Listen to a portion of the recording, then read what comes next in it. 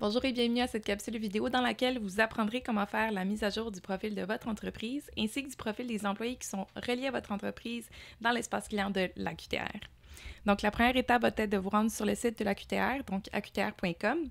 Et puis, pour vous rendre à l'espace client, on va cliquer sur Connexion en haut à droite.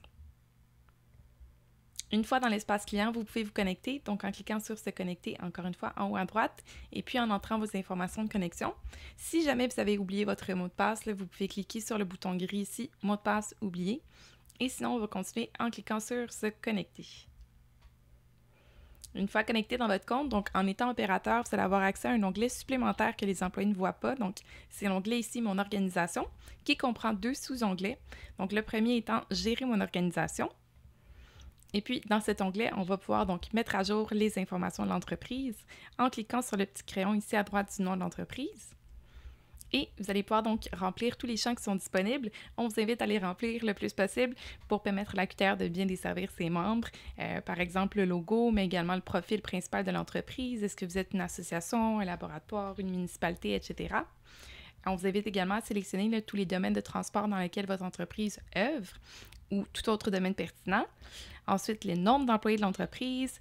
L'adresse peut être mise à jour ici. On a également le numéro de téléphone de l'entreprise, son lien LinkedIn ainsi que son site web. Une fois donc que c'est complété, pour enregistrer les changements, ça va être important de cliquer en haut à droite sur le crochet. Donc, une fois que les changements sont soumis, on peut aller ici dans l'onglet « Gérer mes employés ». Et c'est là que vous allez pouvoir voir là, toute la liste des employés qui sont reliés à l'entreprise actuellement. Et ça va être important, là, si jamais il y a des employés qui ne sont plus à l'emploi au sein de l'entreprise, d'archiver la fiche. Donc, il y a plusieurs pages également si jamais votre entreprise comporte beaucoup d'employés. Mais pour archiver une fiche, vous pouvez sélectionner l'employé qui peut quitter. Et puis, on va simplement donc cliquer sur le petit crayon ici pour faire une modification à sa fiche. Et on va désélectionner la case « Employé actif » pour l'archiver. Et pour enregistrer le changement, on doit vraiment venir cliquer ici sur le crochet. Donc, une fois qu'on a fait le tour de la liste existante, pour s'assurer d'archiver les fiches qui ne sont plus à jour, on peut aller créer toute nouvelle fiche nécessaire en cliquant ici sur « Ajouter un nouvel employé » en haut à droite.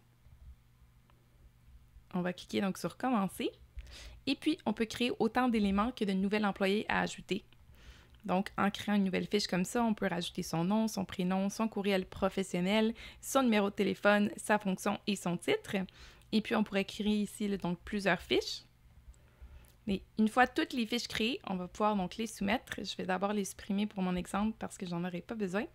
Mais une fois que c'est fait, on peut cliquer sur « Enregistrer et continuer » et puis finalement sur « Soumettre ».